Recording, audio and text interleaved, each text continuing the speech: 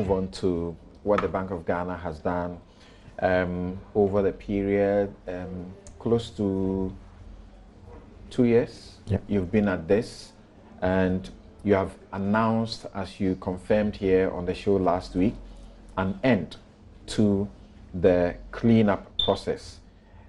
So the question we are asking today is, what next after this cleanup? What is the assurance that people can get that these things that have been spoken about as things that gave rise to the development will not happen again? Is your project tagged cleanup, or like what Nigeria did?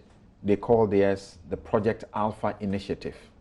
And Nigeria's Project Alpha Initiative, in the end, reduced their banks, for example, from 89 to 25 in 2005, and later to 24. And then they brought in a lot of measures to ensure that these banks can compete globally. And we can see symptoms of that even in Ghana. Nigerian banks, doing very well and can fund very important projects that Ghanaian banks may not be able to do. What's the name of your project, Operation what?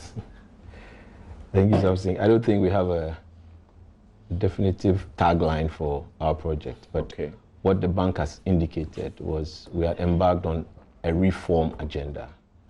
And part of that reform agenda involved the cleanup of certain institutions that were not meeting the minimum regulatory requirements. As you're aware, this journey started in 2017.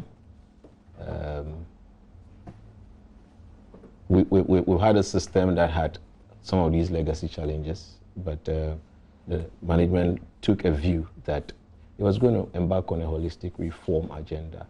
Maybe the next phase of the reform will look at some of the things you're alluding to in terms of where we're taking it. But the first level was to do a cleanup because of what we found, the state and health of the institutions, which was evident after the AQRs that were conducted 2015, 2016.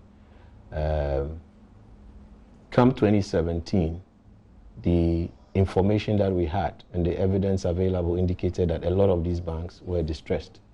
And then we embarked on the journey. And you remember, if I would just run us through, starting with the first two, UT and Capital, and the evidence that came out after that exercise also led us to come up with other reforms, which were led to the new minimum capital requirements, because we needed to have well-capitalized banks.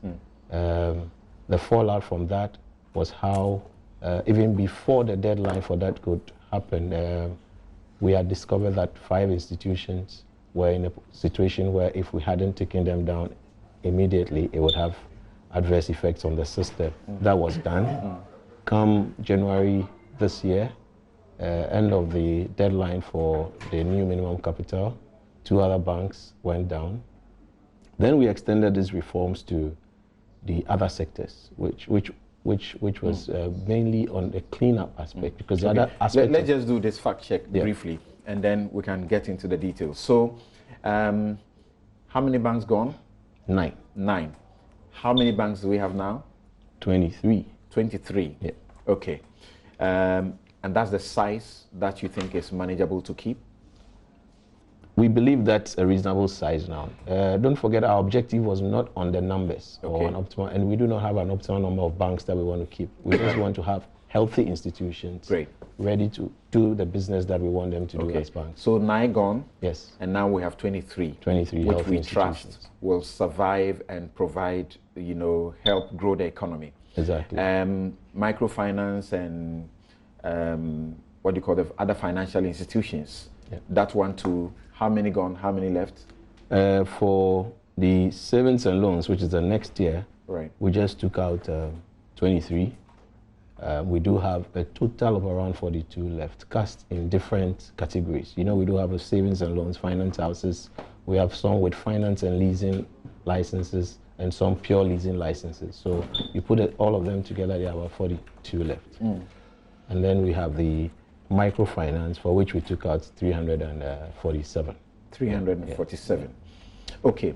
So in Nigeria, when they were pursuing this in 2004, I don't have any better example close by to you, so forgive me. Yeah. And we all remember the Sanusi, you know, how he's been applauded and hailed for having done a good job to strengthen their institution.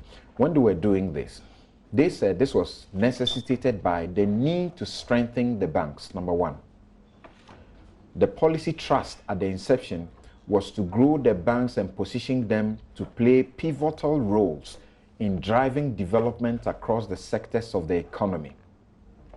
Now, as a result of this, they had to consolidate the banks through mergers and acquisitions, raising the minimum capital, among others. What has necessitated our project in Ghana?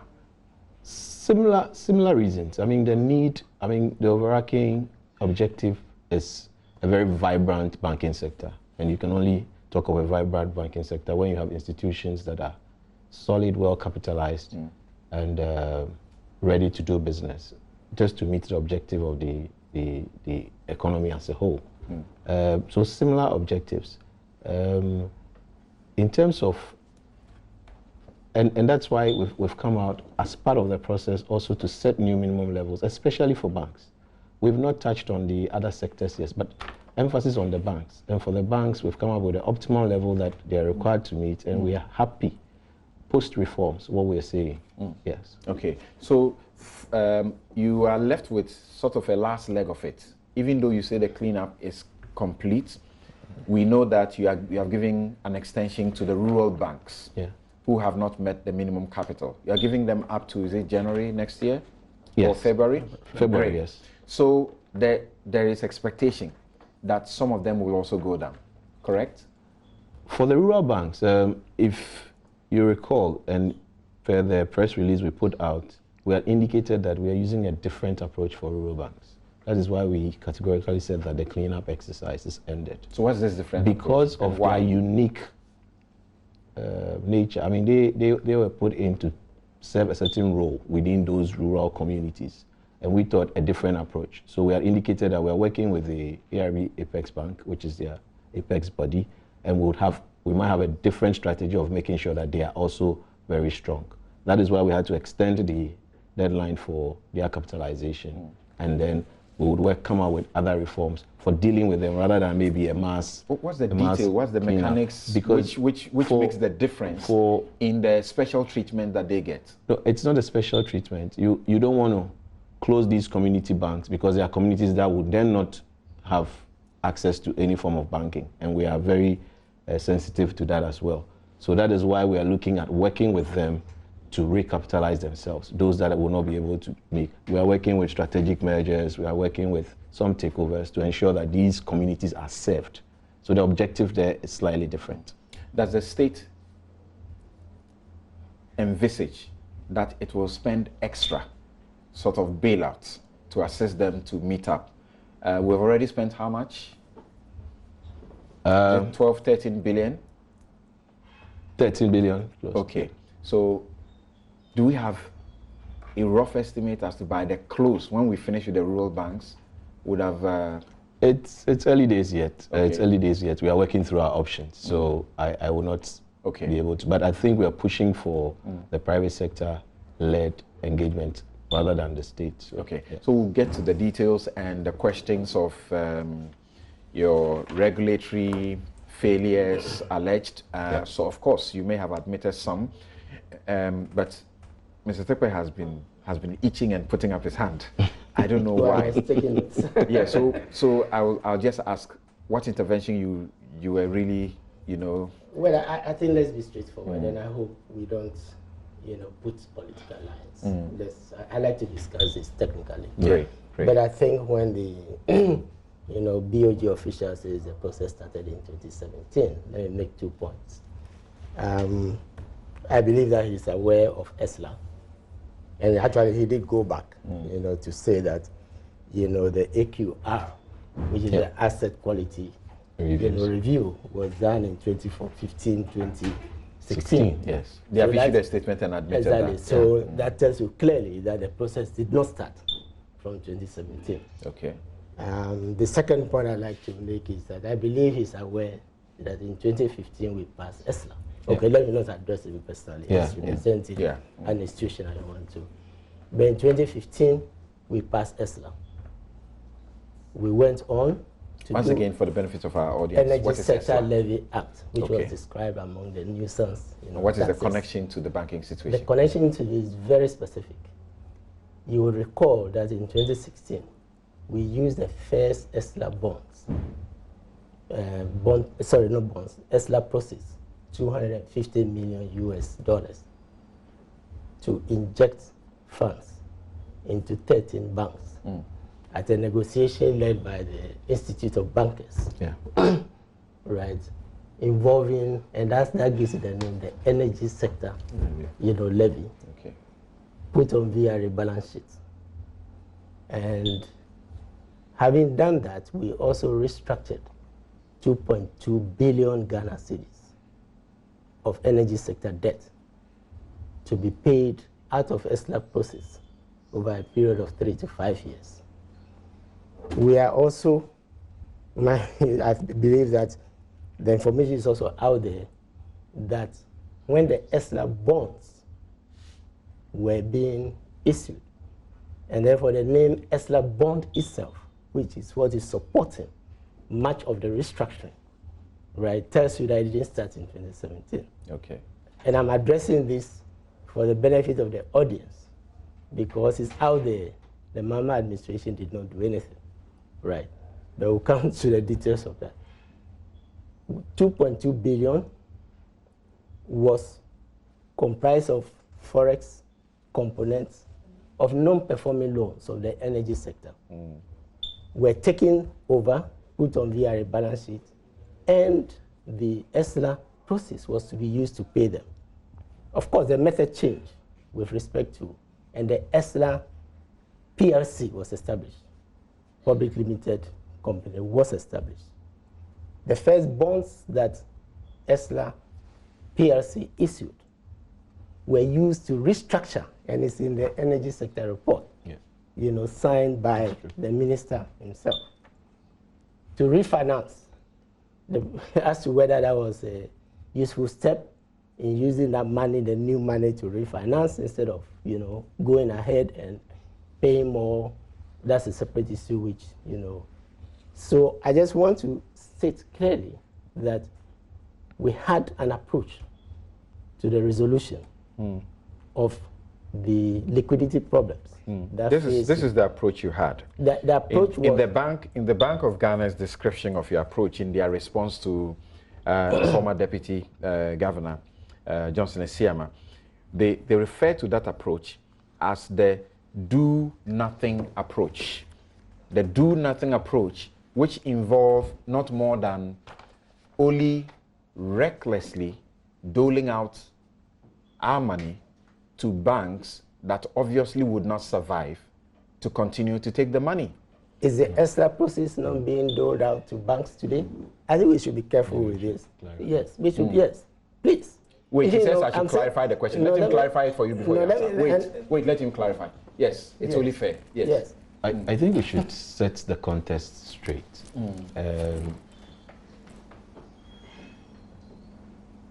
Is right when he refers to the ESLA intervention, and that occurred. And that was a necessary intervention to address a particular problem in the industry. The industry was then exposed due to the energy sector. And that was a systemic problem that was creeping up. And to roads. Yes. And therefore energy sector and roads. Okay. Yes. And therefore that intervention was timely, and due to that, certain institutions are okay.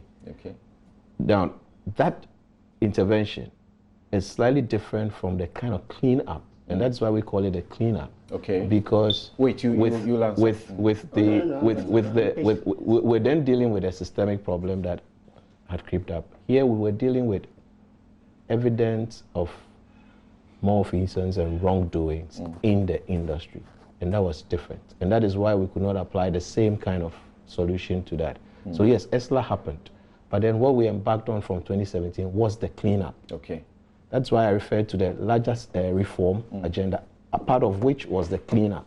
And this cleanup was to address specific ills that we had found in the industry. Okay. So I just want to draw that distinction. Okay. But he's right to say, yes, there was that ESLA intervention, which was designed to address a particular So need. would you say it is fair that you put in your statement that their approach in resolving the problems was the do-nothing approach? For the cleanup. Okay. Yes. So for not doing a cleanup, they adopted a do-nothing approach. I'm quoting your statement. Yeah, that's what the statement said. Okay, so he's responding to that. Yes. I don't think a do-nothing approach would raise, and I'm quoting from the ESLA report, 2016 to 17, issued in 17, 18. I don't think remember, we were going to go into elections. It takes political will to impose a tax to resolve a problem. You don't call it a do-nothing approach. And more so when we're being criticized for increasing taxes, right? And despite the fact that there is evidence that we're using the funds towards a... Now, I was going to come to, but let me just finish this point, and I come to the issue he raised. Now, as of 2016, ESLA has raised 3.3 billion. As of 2017, 3.6 billion. 2018, 3.5 billion. And there's a projection which states that in 2020, it will be 4.5 billion, increasing to 5 billion in 2021, and 5 billion, giving you a total of 28 billion. Let me submit that if the ESLA process are being used, we just spoke about 13 billion. In fact, as at 2018, if you add it up, ESLA has already brought in 9.6 billion out of a projected 10 billion. So ESLA is underwriting, substantial amount of the restructuring unless the funds are going elsewhere. The point is that... Excuse me, So I'm saying that we created a vehicle which was to resolve the problem. And let me come to the asset quality You created a vehicle that was not resolving the problem. No, which was not... And the solution to the problem was the bitter pill. The initial... was the bitter pill. And that you didn't do that. What you rather did was to dole out large amounts of public funds to failed institutions whose shareholders dissipated these funds on private ventures at the expense of depositors, employees, taxpayers, and other claimants. That's the summary of it. To date, the Bank of Ghana has not, right? And I stand for correction.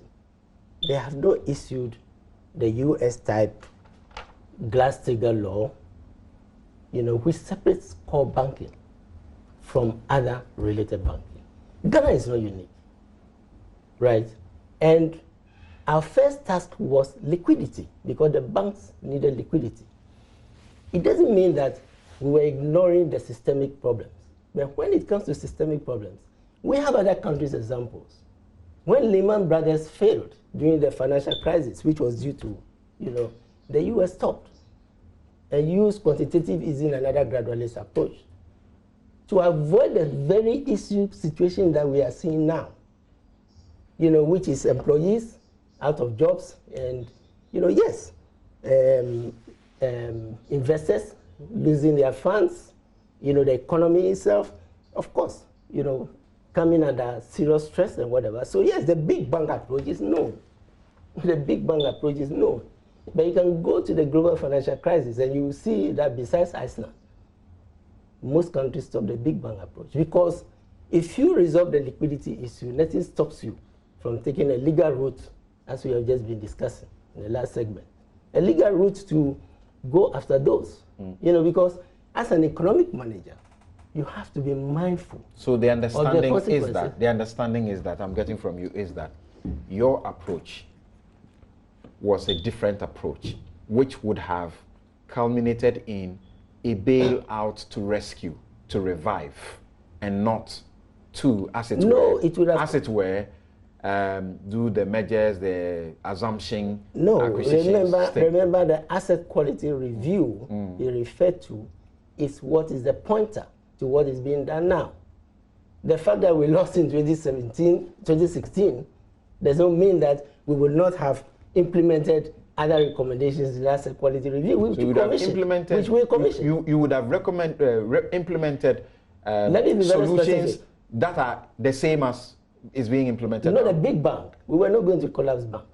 Because if we wanted to do that, that's what they say is reckless. That you continue to pump in money, bail out money. The thing is not working, and all you are doing is continue to give out money. No, it works. And you are further exposing the depositors to the hemorrhage. The bleeding was never getting stopped. As the bleeding stopped. And shareholders and directors were rather channeling the money into other uses. Something. Let me go. They are saying your approach was unwise. Please, let me go into our history. Non-performing assets recovery trust dealt with the same problems, and we created what is known as the bad bank. That is what it is. Which countries, we restructured, and we took those decisions. You didn't have to close bankages. So of course, if the exercise is to, and admittedly, is to shrink the number of banks, which you can do, we are saying that there are cost implications, right? So that is one example from our own experience. And I am saying that out of the European, American, and others that suffered the toughest in the global financial crisis, which continues for some of them, Deutsche Bank is still restructuring, the big bang approach was attempted and stopped. They are saying both in the UK, you were giving the money to the managers or directors, and they were pillaging.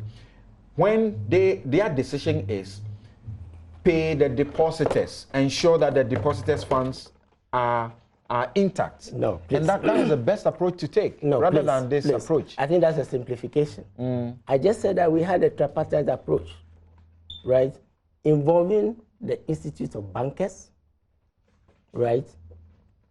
Who best to be concerned with depositors and the Institute of Bankers? Okay. And then we had contractors, right, who owned those banks, right? And we used the money directly to settle, in order that when the bank becomes liquid, of course, it deals with depositors, right? There are many depositors in the streets today who can't, get their money.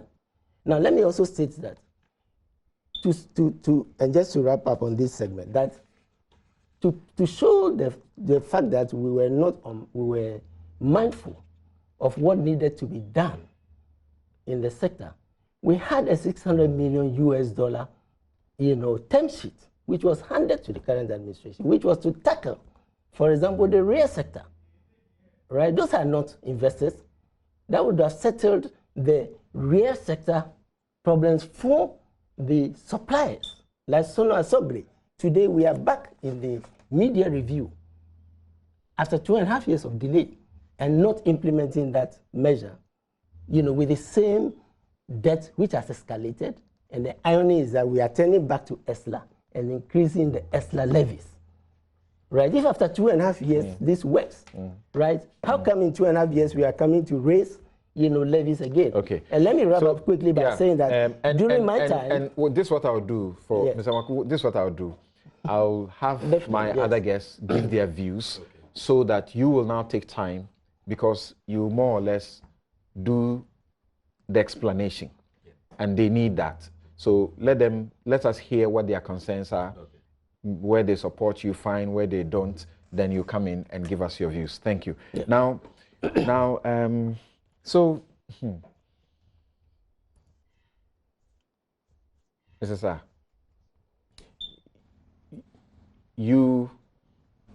it's the first time I'm actually hearing that title, insolvency practitioner. Why are you sitting there and looking for business in insolvency? Funeral homes also look for business. Yeah. Right. So what would you say generally about the Bank of Ghana's approach? There are people who say, look, even the microfinance institutions, 300 of them over, have gone down. That we knew that they were living dead and they were contributing a lot to people's problems, financial issues. So this is the best way. Actually, if you look at it from the angle of microfinance, quite a number of those that were listed had actually closed. They are shut. So it was clear that they had nowhere to go. So yes, okay. that's... Mr. Tekwe agrees with you on that. But when you come to the banking sector, I think that, you know, and it's interesting you mentioned this thing about insolvency practitioner, because we are dealing with insolvency here. And when a company, including a bank, approaches the point of insolvency, things deteriorate very quickly. So a solution which would have been feasible 6 months ago will no longer be feasible today because it's gone way down the line. The Honorable Minister, former Minister, mentioned impact.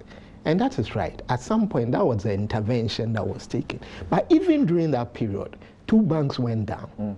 Bank for Housing and Construction and Cooperative Bank, because these 2 banks have gone way down that impact could not rescue them.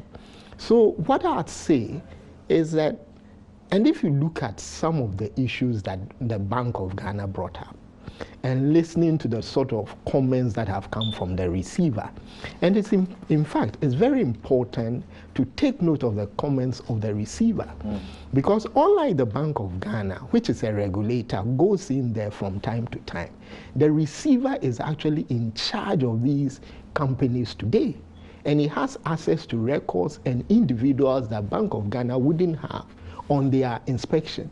And the sort of things he's coming up with, things like even microfinance companies taking foreign currency deposits. I mean, it's simply not on. So it is not all these issues that have come up, which can be addressed by injecting funds into the company, into the bank. We know of some banks that had support, and even though the support was diverted, what do you do in that case?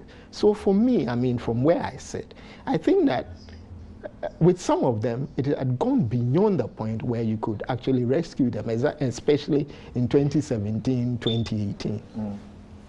So you applaud the Bank of Ghana on the path it is taking, and that this is, you are sure now, or assured now, that we now have a stronger financial environment because of those that are left, because if they have survived these times, then they must be worth it, right? Yes, I believe so. First of all, I don't think that this is a decision that will be taken lightly. I mean, there's no governor or there's no regulator who would want to bring down such institutions. We are all aware about the implications, employees, depositors, and all that. We all know that these can create serious problems. And in the case of the banks, for instance, what was done initially was that with the first 2, you had Ghana Commercial Bank take those companies. So all depositors had access to their funds. In the second set of 5 banks, you had CBG. All the deposits were also shifted there. So all depositors had their funds. And this avoided a run on the financial sector. But all of that at the expense of the taxpayer? Yes, all that at the expense of the taxpayer. Yes, and I agree that there's a cost, and the cost is massive. But think about the cost of a financial meltdown. Just think about it, leaving these things untouched. What do you say to those who speak about the alternative, that pumping this amount of money, over 12 billion, into quote-unquote collapsing the banks, could have rather been used to sustain a number of them that appear to have signs that they could be helped to stay afloat, including, is it Unibank?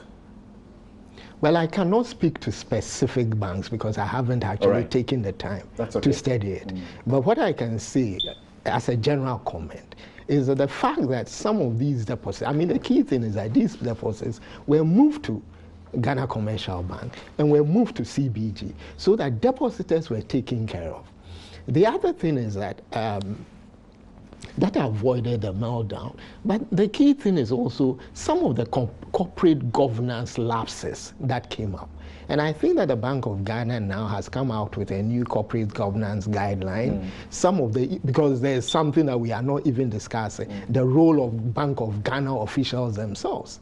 I mean, and because of that, you have the ethics committee now in place to look at these things. So to answer your question, I mean, we've gotten to a point, we still have some way to go. If we do not take steps to ensure that things do not go bad, things can still go bad. But the question really was whether you bought into the alternative suggested. Yes. That using that amount of money, Yes. same amount of money, you could have preserved a good number of these banks, reformed them properly, because regulation should more aim at correction. Yes.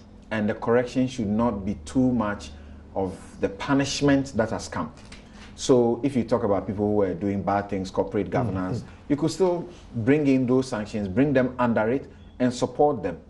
And the job losses would not have been in the thousands that we are now hearing. But I'll go back to my initial comment about the insolvency situation.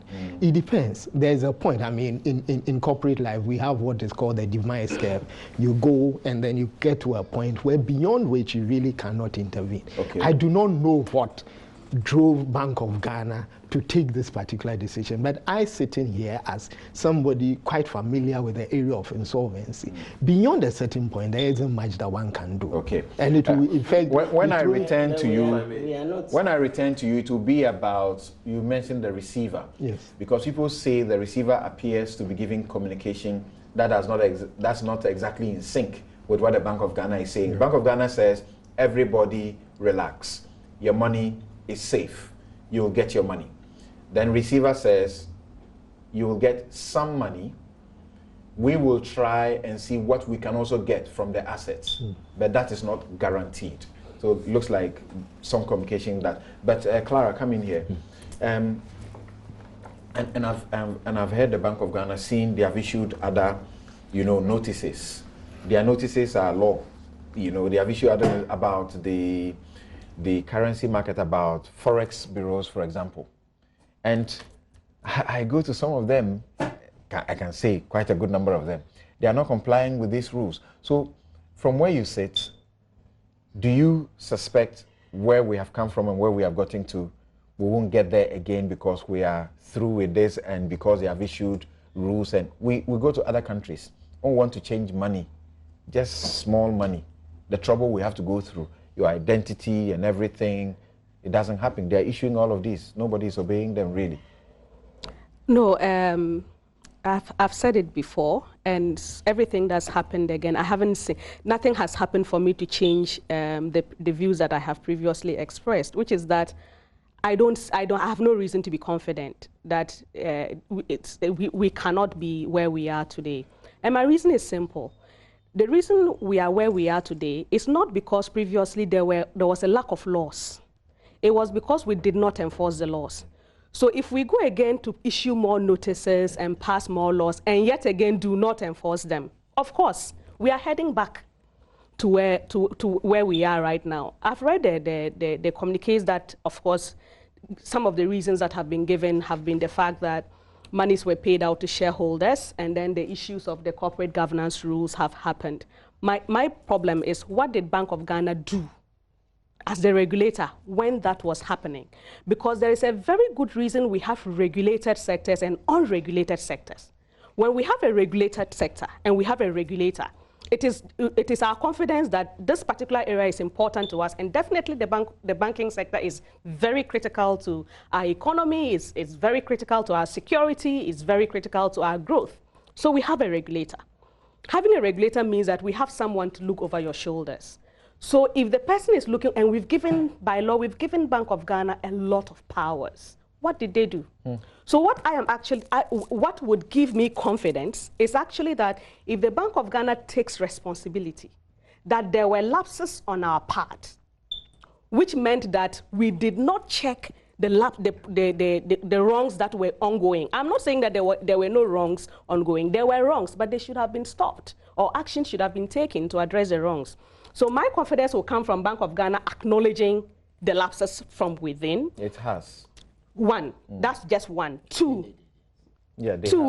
I would want to see the Bank of Ghana coming out with internal mechanisms to make sure that their own staff are able to hold to really regulate properly and hold industry responsible, and that their own staff who do not do the job that is requested of them are sanctioned in the sense that they are held accountable. If I see that coming from the regulator, that is when I'll have confidence. But if I don't see that coming from the regulator and what I see is the usual, and the usual being because that we will pass more laws. Its own staff were making personal benefits in helping these banks to if you look at the reporting requirements, the supervision requirements, how come it wasn't identified? And it's actually not the case that it wasn't identified, because from the report, it was identified. So when it was identified, what happened? And Bank of Ghana has lots of powers, plenty powers. What did they do with those powers when they identified that these things were happening? So my concern really is the regulator waking up, holding its own staff, so that they make sure that their staff then in turn hold the leaders or the directors and shareholders of these banking institutions. The other question that other members of the public are concerned about is the assurance you're looking for.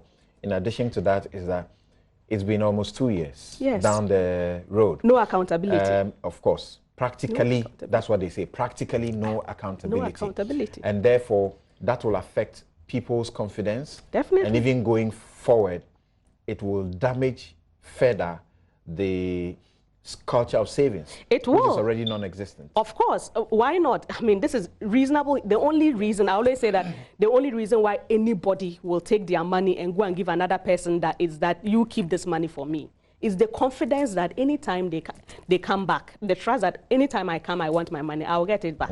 And that's what the banking system works on. If I can't have confidence that if I put my money at the bank and I go for it, I am going for it, I will get it. It's the normal consequences that it will affect the savings culture. So I think we need to see a lot more accountability. And I don't agree. I have actually a concern.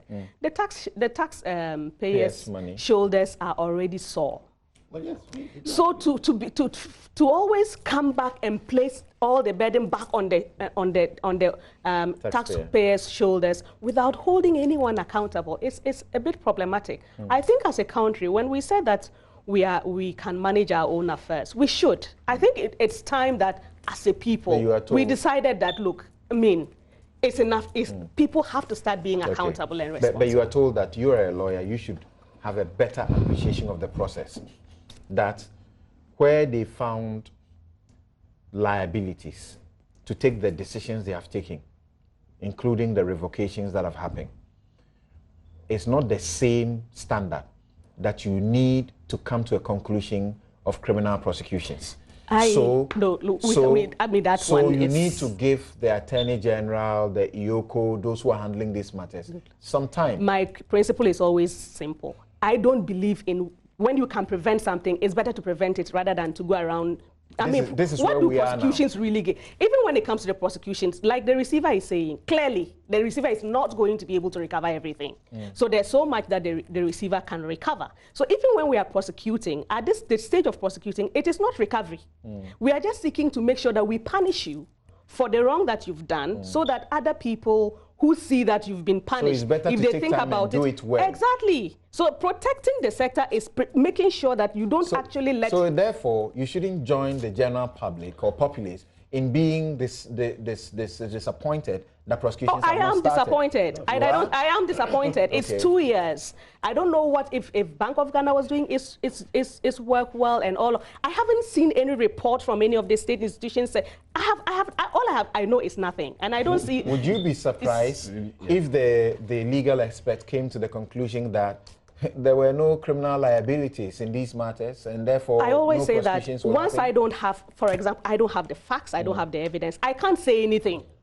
So yes, so if you come to the conclusion and you come to, I've done my investigations and you give a complete report to the public, this is what I have done, and you must give the information, because if you are being accountable, provide the information, then we can talk. But to simply say nothing, so that I then make presumptions and assumptions that maybe it is because you haven't got evidence. So maybe you start on that note, Elliot, where Occupy Ghana has issued a statement and says at least we deserve to be updated. Yeah, I have no information. As to what has gone on. Yeah. You gave us signals that even your own staff, certain measures, steps are being taken. End of story. That's not enough. So you can start from that point and then move into, you know, the assurance that is required going forward. Thank you, Samson. And I think I take your point about the absence of information or anything, but there's a lot of information out there.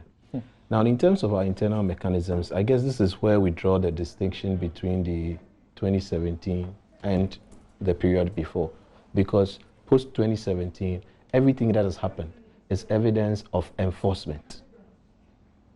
That strong enforcement regime that you are talking about, because these couldn't have been done without the laws that were set to back up. Okay, so please, let's allow him to yes, Honorable, so I'm making the point that that strong enforcement regime that you call for is what we are seeing.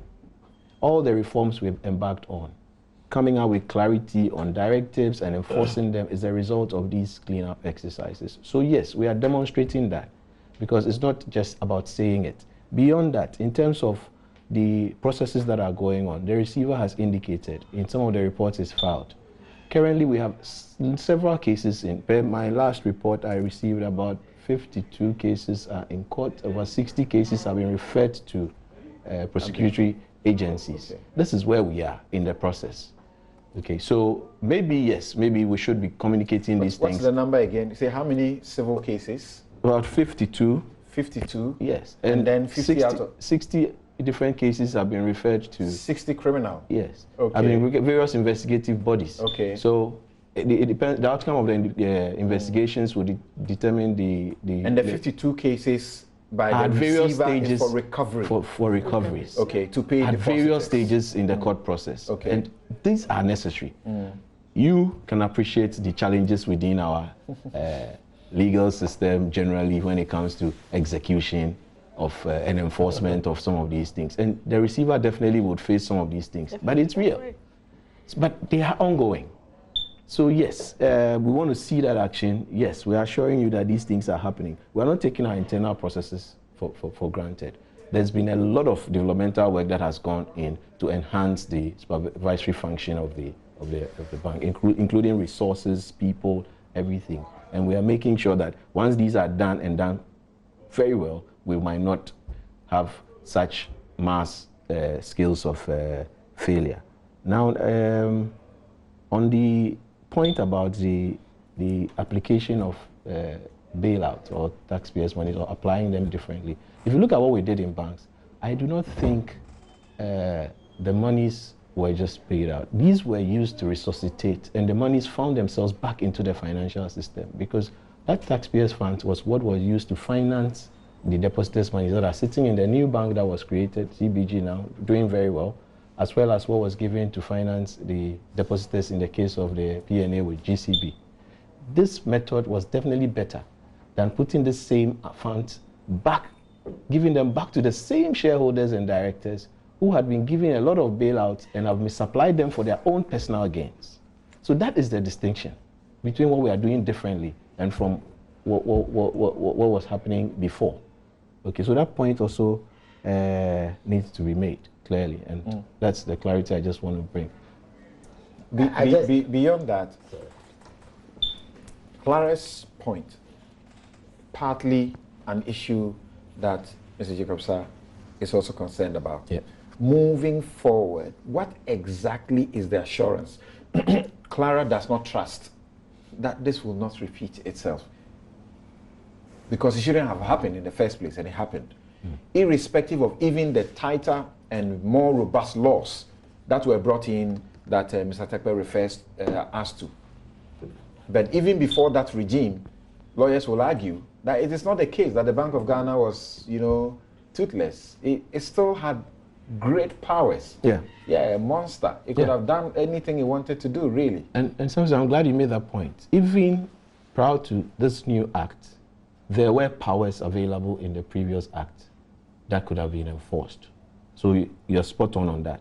And that is the distinction that we are drawing right now, that it is not just about the act. It is about demonstrating that you would enforce if you have to. And that you can talk to all the players in the industry, and they would attest to the fact that they are actually feeling a strong enforcement regime going forward. And we are showing the public that this thing that we have started is going to be maintained. And once we can ensure enforcement, then definitely the rest will fall in place.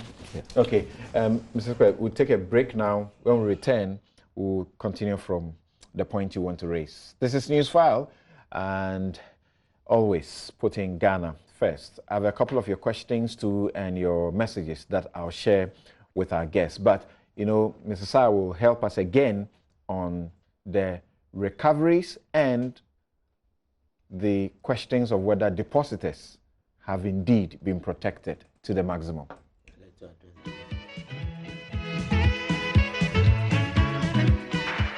You're welcome back. This is Newsfile. It's your most authoritative news analysis platform. And here on Newsfile, we put Ghana first. My guest, Elliot Omarko, is Deputy Director, Banking Supervising Division of the Central Bank. Mr. Seth Tekpe is former Minister for Finance. He's a consultant, minding his business in that area a lot more than doing too much politics these days. Clara Berry Kasiti is a lawyer and teaches the law at Gimpa. Yes, I know. He says he still supports his flag bearer. Okay, so Jacob Sarr is a lawyer and insolvency practitioner. So just a few of the messages you have sent in, and then we will continue with the present discussion. Okay, so Musa Batoa says he has 3 fundamental questions and he wants the Deputy Director to answer. It does appear some of those questions have been answered. But number 1, he says 13 billion Ghana cedis was spent on, quote, reform agenda, unquote, and 8 billion is needed for these banks to stay in business. Number 2, apart from this approach, was there any other approach the Bank of Ghana could have taken? I suppose that's been dealt with. 3, have they considered the job losses and what are the measures to curtail them before embarking on the cleanup exercise? So keep the 3-pronged question in mind. Okay. Those you think you have dealt with, you can proceed. But Kofi Atta in Cambridge in the UK says, from the contents of the Manasseh documentary, those who compliment the president for suspending the PPA CEO are encouraging corruption because he should be sacked outright and prosecuted if the president wants to be serious with the fight against corruption. Why refer this matter to Shraj? It's a mystery to me. The board should also be sacked. Eja Adam says, every day for thief man, one day for the master. Many are suffering and a few are enjoying from our taxes. What makes it annoying is that the citizens spend huge sums of money on them, providing them with luxurious cars, well-furnished homes with power plants and water reservoirs to make life comfortable for them at all times, to work for us, while most of us live in poverty, yet they steal from us. Where did we go wrong? Idris Odum in Bojoase says the Auditor General, Mr. Daniel Domelevo, discouraged his son against applying for a job at the audit service. For obvious reasons, Mr. Abia incorporated the company for his personal gain and nothing else. The same Abia caused financial loss at Ghana Water Company in 2003, and a commission recommended his prosecution, but that didn't happen. Manasseh, Allah bless you. May you live long. We are waiting. If anyone would clear Mr. Ejay. Ata Imoro in Wallency says the president has never been corrupt either as, quote, as a human being or as a president, unquote. He came to the office with clean hands and will not entertain any appointee who tries to soil his good reputation. Kudos to the president for this swift action. We also learned that at the same PPA, one contract that this entity was seeking belonging to this same man at the Bank of Ghana was found to have irregularities, and the board you know, gave a red light, and that went back. I've just been reading that letter here. Okay, so the first 3 questions he asked about 13 billion, 8 billion, thought about the job losses, and could there have been a different approach? Thank you, Samson. The cost, 13 billion, yes, but I don't know where the 8 billion is coming from, because we know about our 13 billion. Okay. But when he refers to 8 billion to run these institutions, I'm not sure where he's getting those numbers. Job losses. Job losses have been our biggest headache in this whole exercise in terms of the options available to us. But just as we've indicated, after considering carefully all the options and the situation and the state of health of these institutions, we had no choice than to choose that route. Having said that, we've actually made sure that these options have saved as much jobs as possible. If you look at what we did with the banks, a chunk of the staff were saved, absorbed either into GCB or moved into CBG. And CBG and GCB were both encouraged to retain as many as they possibly could. Okay. And that in itself was saving over or close to 60%. Was part of the reason you preferred GCB Yes. To other, yes. Yeah. Yes, other and we put that one other competitors. Right. And in the case of CBG, we had to create this new entity so that we could actually save these jobs. In the other sectors, if you look at the nature of the microfinance and the savings and loans, a bit less informal. So we couldn't have used any option like that. But we are even going around it and getting the receiver to use some of these same people in his receivership role. All right, thank you. You were talking about way forward, right? Yes, but quickly. I think the points that were just a quick one. The impact experience tells you that even though it was created a bad bank, it was also exclusive, as he pointed out. But let me also point out that the banks that were made to fail at the time were not systemic banks. Bank for Housing was completely, down. I was a junior officer at the time, and 100% owned by the state. Cooperative Bank was, virtually non-existent, like we said, with some of the banks which he said from his intervention. So we're not talking about exclusive, and that's where my future, goes. That what we need is a basket of solutions, because as we just your last segment, there is a cost. And the cost is not just job losses, the cost is depositors. Even if I have to wait 6 months, right, my business could go insolvent before the liquidator pays me. Sure. Right? And then there are the relationships and others. And I think we should also be a bit careful not to be hammering on shareholders, because there's a perception that some shareholders were targeted, considering that others were packed onto GATT and others, where state resources are going to be used. Which is the approach we were doing anyway. If you provide a guarantee onto GATT, GATT is the just explain it. Just explain it. No, GATT is the entity that was created, which was supposed to raise funds to inject into some banks which are shareholders. Okay. How is that different from what we did? All right. In terms of the, that's the point. Okay. But some of the basket of issues which I'm talking about is, tiered banking. Right. There's nothing, and I know, there's nothing exclusive about saying, yes, 400 is the minimum, right? But you have, even within that, you have banks that, have different, because the banking system is tiered. The fact that you have universal banks, you have savings and loan banks and whatever, and in between 15 million for savings and loan banks and 400 million, which was going to be 230, such a big gap that I would have thought that, for example, GN Bank would have been placed somewhere comfortably in there, with all the assets. Of course, I don't have all the funds. I'm waiting for the liquidator, to operate, and because banks operate by capitalization. Okay. So if your capitalization is, the other option, which just give us the last one, yeah. No, just 3. So annualized capitalization, it will happen.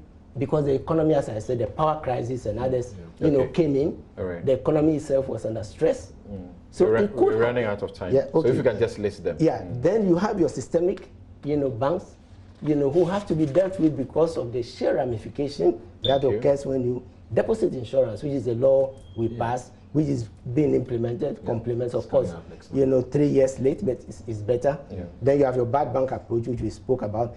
Then, when this was done in the 80s, there was PAMSCA, which was put in place, which protected, the vulnerable, people with very little deposits and the rest. I think we can pause there. And Mr. Setekwe has actually been writing about the solutions looking forward, and some of his publications have been put on my Joy Online. If you have been reading the daily graphic, you see a couple of them also put on there. Now, Mr. Sa, so the question about depositors' funds safe, there are those who don't believe that, because presently the money that the state has given out, we understand, as regards the financial institutions and microfinance companies, even if you have $1 billion, it does look like you are going to get 10,000 for starters, and wait and hope that the receiver will get something. Otherwise, you get nothing. Is that what it means? Well, let me explain it this way. I mean, if you talk about depositors, we have the case of the banks. All the depositors in the banks have been covered. Right. Yes. When you come to microfinance, I mean, by definition, microfinance institutions are supposed to be taking small deposits. So from what the receiver has actually worked on now, about 95% or more of the deposits are below 10,000. So even though he says that and the reason why that position has been taken is to expedite payments, to ensure that the most vulnerable can get their monies very quickly. Okay. So if you are below 10,000, and they've started actually paying on that. And that's a revelation I think many of us don't know, that the threshold, the sector where they are dealing with, the larger number of people would have put not more than 10,000. No more than 10,000. Okay. Yes, not more than 10,000. Okay. But of course, because of all the things that happen, I mentioned, for instance, that some of these MFIs were taking foreign currency deposits. Some of them taking 2 million and all that. And also remember that in quite a number of these cases, the amount is actually due to huge interest that has accumulated over time. So that's the reason why the money that has come in, they're looking at a threshold of 10,000. As things go along, as the receiver makes recoveries, then perhaps payment can be made above that threshold. There are situations that when examined, it does appear the Bank of Ghana has caused a run on some of these entities and that they would have survived other than but for the previous actions that have happened. There's one small microfinance institution that I'm familiar with. It does appear that because another entity has collapsed, they kept investment there, then they are affected. Otherwise, they should be staying afloat. If a many came to withdraw their money. Okay, yes. Right. So, Clara, I don't know, is Kodia, he says that the financial clean-up will be incomplete until the comfort of those responsible for the 13 billion bailout are significantly disturbed. Is that the way out? No, like I said, the best would have been to prevent it. But once it has happened, at least to serve a clear message, people there needs to be accountability. I think, yes, to some extent, it may not, they may have lost monies already, but at least they can see that effort is being made. Also because of the sending signals that, no, you can't do A and get away with it. All right. So yes, but for me, yes, so that is it. And then, like I said, I'm happy to hear this effort, because my really concern was what of the Bank of Ghana itself in its efforts. Okay. So, Professor Stephen Kweku Asare says that it has all the ingredients of defrauding by false pretense, bid rigging, conflict of interest, conspiracy, multiple violations of the provisions of the Procurement Act, collusion, influence peddling, breach of fiduciary duty, etc. The only thing missing is an arrest of the suspects. And yes, the president could dismiss for cause here grave misconduct. So that's the PPA boss matter. Yes. So as we move out, people are looking. So Bank of Ghana, are you really finished? Because some don't really trust that.